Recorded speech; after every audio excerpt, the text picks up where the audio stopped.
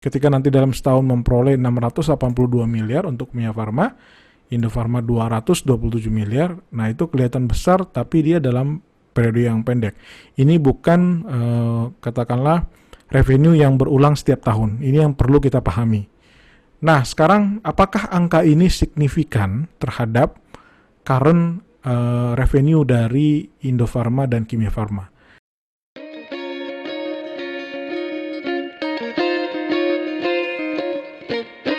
Halo, apa kabar semua? Salam investasi, yo. Dengan saya Yose Girsang dari Tagar TV. Terima kasih untuk tetap setia menonton podcast maupun analisa kami tentang investasi saham, khususnya pada perusahaan-perusahaan yang mungkin sedang trending, sedang banyak dibahas oleh publik maupun dari komunitas-komunitas investor dan para pelaku pasar modal. Nah, kali ini kita akan membahas tentang apakah benar bahwa perusahaan BUMN, seperti kita ketahui bahwa Indofarma dan Kimia Farma akan menjadi distributor dari vaksin COVID-19 yang diproduksi oleh induk atau holding perusahaan farmasi Indonesia, BUMN, yaitu Bio Farma. Nah, tentu akan ada revenue yang diperoleh oleh Kimia Farma yang disingkat di Bursa Efek itu adalah KF, sedangkan yang kedua adalah Indofarma disingkat dengan INAF. Apakah atau bagaimana kenaikan revenue dari kedua perusahaan BUMN ini ketika nantinya mereka menjadi distributor dari vaksin COVID-19 yang rencananya akan mulai diproduksi di tahun depan, awal 2021, mungkin akan mulai digunakan di pertengahan 2021. Nah, kita mungkin sharing screen dulu ya. Saya share screen. Nah, ini adalah informasi yang saya peroleh dari, mungkin Anda juga bisa melihatnya di beberapa media yang sudah membahasnya. Jadi pada tanggal 2 Juli yang lalu, 2020, itu ada telekonferensi pers dengan media dari Istana Kepresidenan pada waktu itu diwakili oleh Ketua Konsorsium Penelitian dan Inovasi COVID-19 Kementerian Riset dan Teknologi, yaitu Profesor Ali Gufron Mukti. Ya.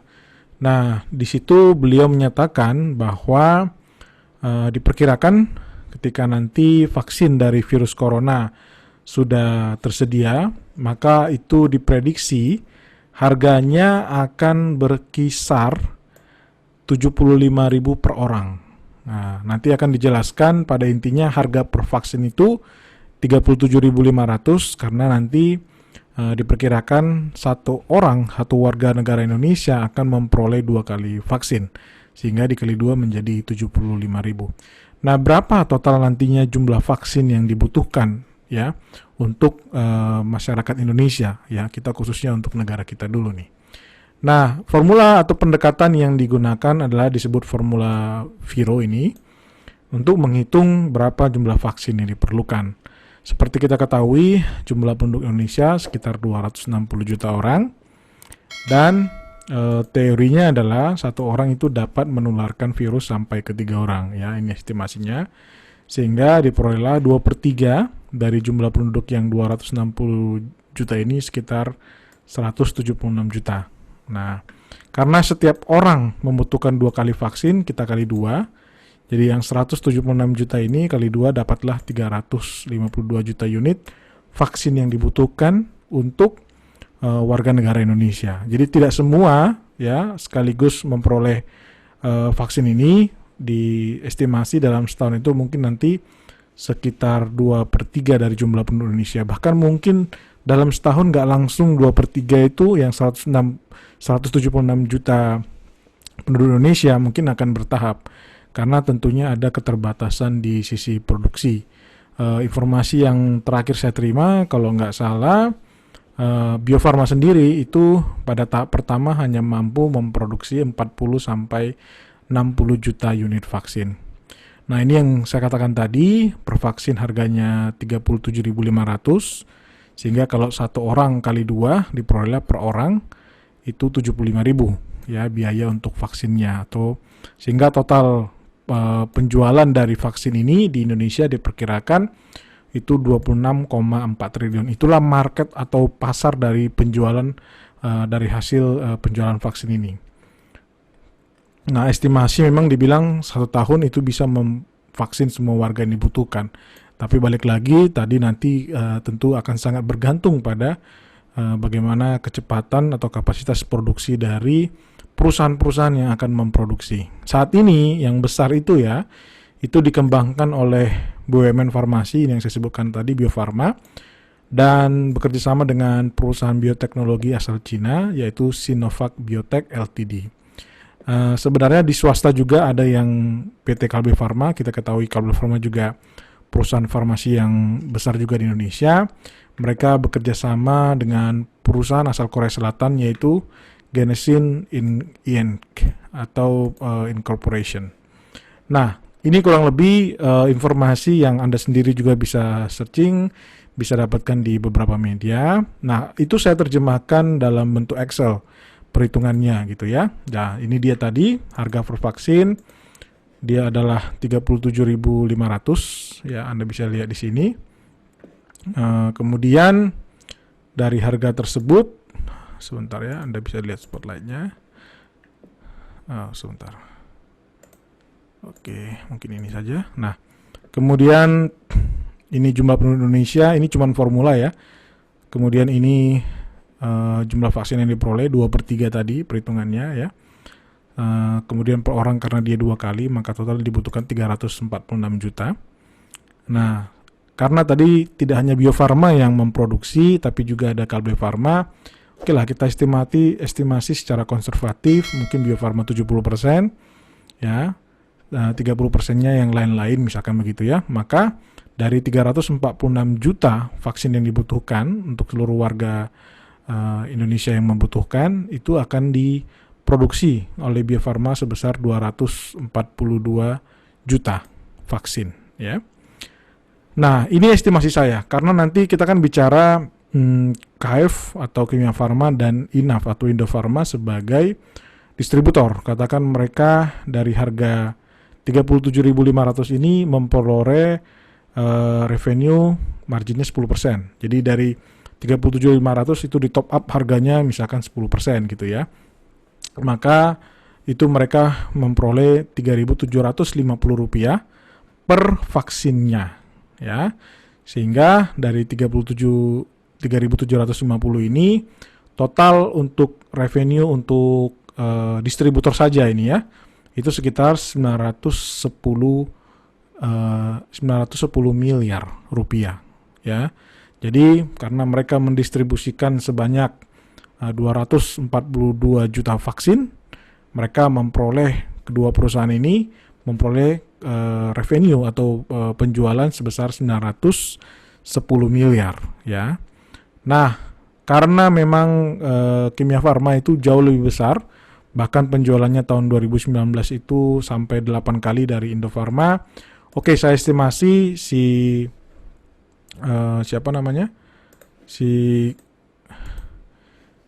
Kimia Farma ini dia akan mendistribusikan 75% dari 242 juta vaksin, dan sisanya 25% itu adalah Indofarma. Sehingga nantinya di 2021 ataupun dalam setahun ya, estimasi dalam waktu 12 bulan itu akan ada kenaikan. Itu pun mungkin naiknya nggak langsung dalam setahun ya. Kalau tadi misalkan mulai didistribusikan pertengahan 2021, jadi mungkin setengah ada di 2021, setengah lagi ada di 2022 gitu.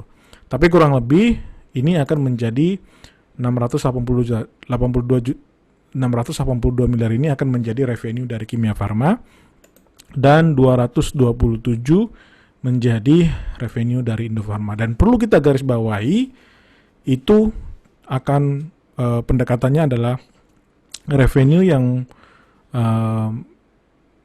mungkin one times besar ya, bukan mungkin ya, kemungkinan besar kan begitu. Ya, kenapa? Karena tadi tidak mungkin vaksin disuntik berkali-kali. Ya, tidak mungkin vaksin disuntik berkali-kali karena dia kan nanti untuk jadi imun. Ya, artinya kemungkinan besar ya nanti kalau ada bayi lagi ya kemudian tumbuh besar, nah maka akan divaksin lagi gitu. Tapi setidaknya ketika nanti dalam setahun memperoleh 682 miliar untuk Kimia Farma, Indofarma 227 miliar, nah itu kelihatan besar tapi dia dalam periode yang pendek. Ini bukan katakanlah revenue yang berulang setiap tahun. Ini yang perlu kita pahami. Nah, sekarang apakah angka ini signifikan terhadap current revenue dari Indofarma dan Kimia Farma? Berapa sih sekarang pendapatan dari Kimia Farma dan pendapatan dari Indofarma? Nah, kita lihat dulu di sini. Kita masuk dulu di laporan keuangan dari Kimia Farma. Ya, jadi Kimia Farma itu di 2019 yang lalu selama setahun itu revenue itu 9,4 triliun. Jadi kalau misalkan nanti ada ketambahan 682 miliar, ini sebenarnya angka yang tidak signifikan. Artinya itu di bawah 10% dari revenue 2019. Nah, ini ya. Jadi secara revenue ya, kalau kita bandingkan 2019 ini ya, maka Kimia Farma sebenarnya karena mereka mendistribusikan vaksin corona ini tidak otomatis itu membuat revenue-nya katakan 2 kali lipat atau bahkan 3 kali lipat. Ya, karena kalau kita lihat kenaikan harga saham dari Kimia Farma dalam sebulan terakhir itu tinggi sekali naiknya. Nah, di sini dia dari harga sekitar 670 di sini naik sampai 3.300. Ya, jadi naiknya kurang lebih 4 kali lebih.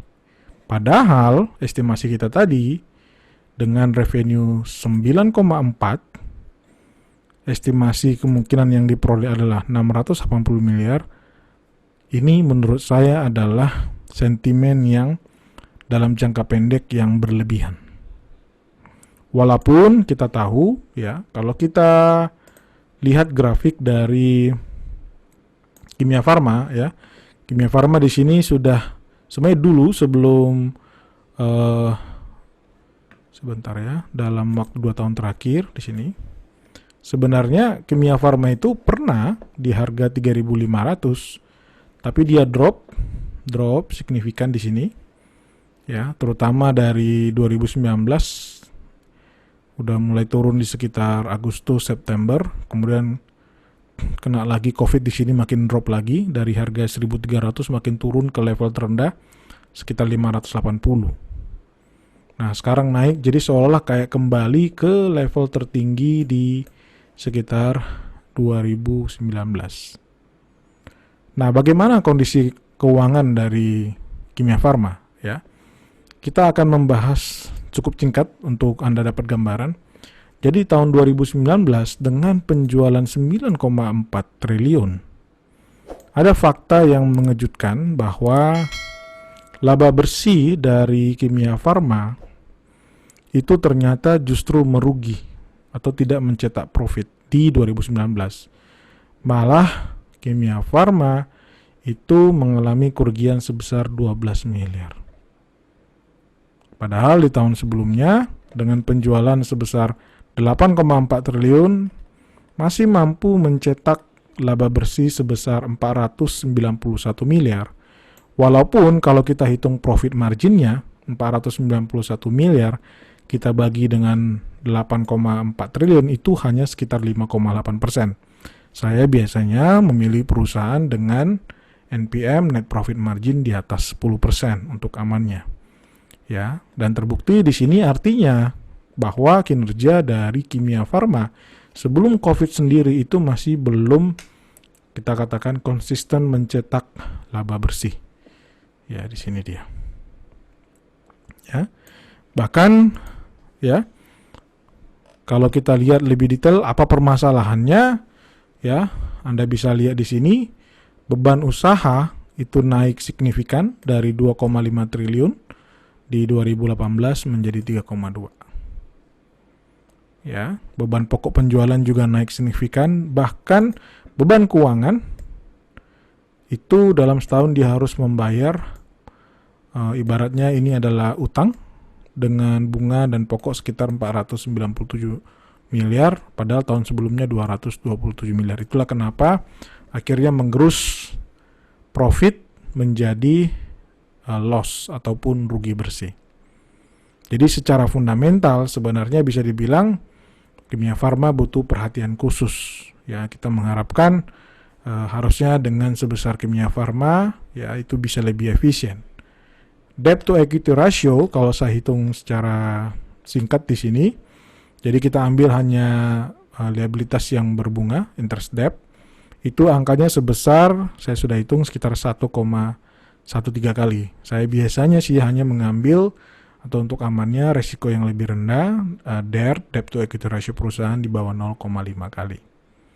Ya, karena semakin besar debt dari perusahaan, maka otomatis akan menggerus profit margin di sini. Contohnya yang dialami oleh Kimia Farma. Nah, bagaimana dengan Indofarma? Indofarma skalanya lebih kecil dari Kimia Farma. Kalau tadi dalam setahun 2019, Kimia Farma bisa memperoleh revenue 9,4 triliun, sedangkan Indofarma atau INAF itu hanya 1,3 triliun. Makanya saya bilang tadi, skalanya hampir 8 kali lipat lebih besar Kimia Farma. Dan untuk Indofarma itu ada tantangan lagi, revenue mereka drop ya dari 1,5 T di 2018 menjadi 1,35 T di 2019. Dan kalau kita lihat langsung ke bagian laba rugi ya di sini, di 2018 Indofarma itu masih merugi 32 miliar. Sekali lagi dia masih merugi 32 miliar dan baru mencetak untung di 2019, tapi itu pun untungnya kecil, hanya 7,9 miliar. Ada bayangan penjualannya omsetnya 1,3 T, sementara laba perusahaan hanya 7,9 miliar. Artinya profit margin hanya 0,58%, di bawah 1% bahkan. Sangat kecil. Ya, otomatis di sini juga sama kondisi ya antara Kimia Farma dengan Indofarma itu dari sisi kinerja masih kurang. Nah, angka yang tadi ya estimasi dalam 12 bulan mereka akan memperoleh tambahan revenue 227 miliar, ya itu tidak signifikan sebenarnya dibandingkan revenue yang ada di 2019 yang 1,3 triliun. Ya, kita tambahkan aja dengan 1,35 atau 1,4, maka total menjadi 1,7 lah katakan triliun naiknya gitu ya. 1,7 triliun, oke, naik mungkin sekitar 15 atau 20%. Tapi kalau ternyata di-manage juga dengan beban-beban yang tetap meningkat, ya bisa dikatakan ya dia laba bersih tidak dicetak dengan baik. Nah, kalau kita lihat harga dari saham ya, Indofarma ini ya, Indofarma, sebenarnya Indofarma itu walaupun naik cukup signifikan dalam sebulan terakhir dari harga sekitar 1.000 sekarang menjadi 3.300 atau naik 3 kali, itu sebenarnya kalau dibandingkan dengan harga sebelumnya di tahun 2018 itu pernah mencapai bahkan 6.500. Jadi masih setengahnya lah. Ya, walaupun memang ini kelihatan naik 300% gitu ya. Nah, jadi sebenarnya ya untuk jangka panjang saya meyakini bahwa perusahaan itu pada akhirnya akan mencetak laba bersih yang dampaknya akan terrefleksi dari harga sahamnya. Artinya dalam jangka panjang semakin bagus kinerja perusahaan, maka akan diikuti dengan naiknya saham perusahaan. Ya, kita bicara jangka panjang nih ya. Dan kalau perusahaan itu kinerjanya kurang bagus, dalam jangka panjang juga harga sahamnya juga akan ambruk. Ya. Kalau ada yang bilang buktinya naik Pak 300% ya untuk Kimia Farma, untuk Indofarma. ya. Sedangkan untuk Kimia Farma tadi naiknya berapa? Naik dari 500% naiknya. Ya, kalau saya boleh sharing, dulu juga tahun 2006 sampai 2007 saham Bumi Resources ya, itu naik dari 800 menjadi 8.000, naik 10 kali lipat dalam kurang lebih waktu setahun, 1 tahun setengah. Dan setelah itu setahun berikutnya dari harga 8.000 bahkan turun lebih rendah lagi menjadi harga Rp500 di tahun 2007 ke 2008. Dan sekarang karena kinerja dari Bumi turun terus, sekarang harga sahamnya gocap, harga paling rendah.